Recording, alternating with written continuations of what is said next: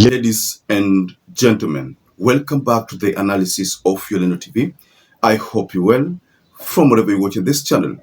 Ruto and King Willem had a joint press. So Ruto delivered his statement and the King also delivered his statement. But if you look at the statement from the King, which was a bit brief, he focused on humanity, or rather human rights. He focused on good governance. Then he talked about corruption. Let me remind you that these are things that the Gen Zs are demanded through the X. Because of course you remember days before the King's day to come to Kenya, there was a lot of involvement online. People were sending messages. I understand there were emails which were sent to the Dutch monarch. All these were to get the attention of the King and the Queen, which they succeeded in.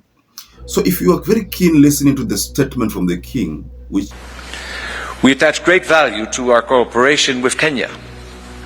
This visit shows just how closely our interests are aligned and how strong our ties have become.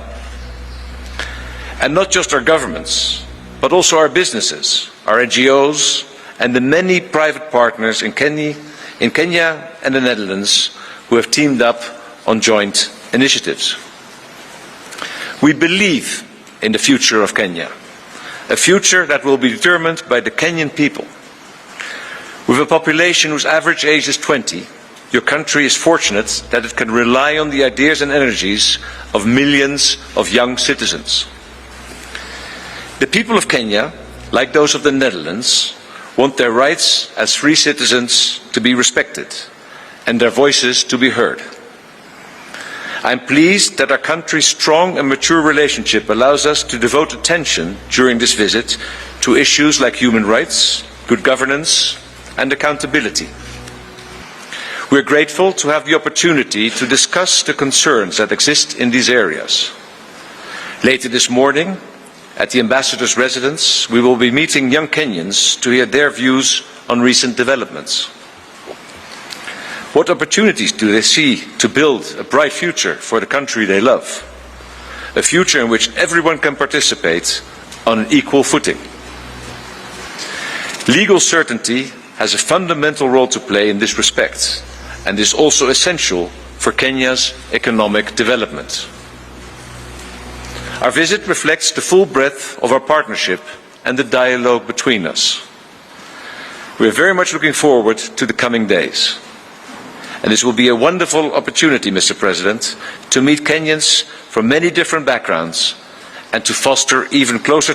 So one of the conditions of EU is that if you are to benefit from duty-free and quota-free access to the EU market, you must adhere to good governance, and also you must respect human rights.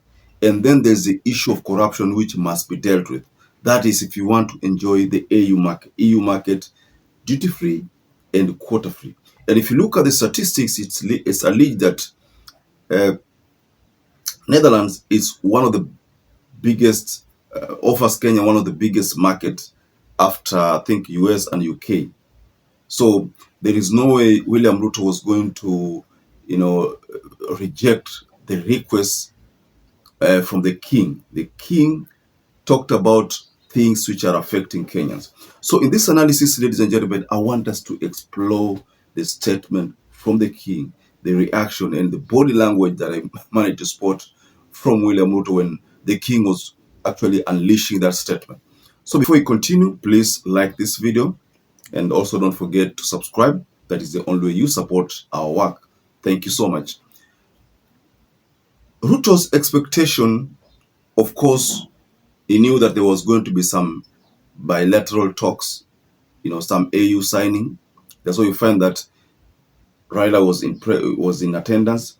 Of course, Kindiki had to be in attendance because he is the Deputy President of the Republic of Kenya. Musalia Mudavadi also had to be in attendance because he is the Prime Cabinet Secretary. So, shifting our focus to King Willem, Alexander, and William Ruto. To be honest, Kenyans have devised a way of dealing with the government. And they realized that the best thing for them to do is to use such leaders like King Willem. So Ruto is currently in a lot of pressure because the statement from the king is an indication that they are aware about the challenge that Kenyans have faced. Now, there's going to be a push from the Netherlands government for for the president to adhere to this kind of good governance, to stop abductions and everything. Just like also, if you look at on this other side, the MOU between them and between UDA and ODM, the same pressure is piling on Ruto. So if you look at Ruto right now, he is under pressure. That's the truth, ladies and gentlemen. Because the king, after releasing that statement, I was looking at William Ruto's body language. Nikaona ni kama hiyo statement inamtatiza kidogo. Statement ilikuwa imuingii vizuri. Ni kama alikuwa naomba kwamba imalizike. You know, the king did not deliver a long statement. He didn't have to say so many things. You know, he summarized his statement. But if you look at the statement from our president, it was a bit long. But because king was spot on his mission, which he actually indicated in the statement, he knew that there was going to be a lot of talks with the youths who form a bigger percentage of the population. And I think that is something that leaders need to start knowing, that youths ni wengi sana. Youths ni wengi to a level whereby lazima watii youth, lazima watimizie youth. You know, they have to create a future for the youth. So the message was very simple. You know, if let's assume, for example, Saizi, this UDA government decides not to heed to this issue of good governance, respect to human rights, alafu corruption iendelee venye limekuwa ikiendelea, they will be denied access to the EU market quota free. It will be expensive to access the EU market kwa sababu I think kutoka na malipo mengi. Lakini kwa sababu umepunguziwa gharama fulani, unaomba basi wewe heshimu wananchi wa nchi yako, kuwa na governance nzuri ambayo at least iko civilized, wacha abduction, wacha hizi, wacha zile, wacha mambo mengi. Yani that will be the only way, you know, for the country to respect the demands of the EU. Zero abduction. So, ladies and gentlemen, what do you make of this statement from the king?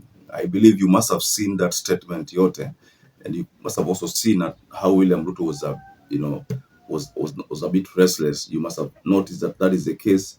So just go below in the comment section and offer a reaction regarding that, because we all remember the emails that Kenyans wrote to the Dutch diplomats trying to seek their attention, and that attention actually was given.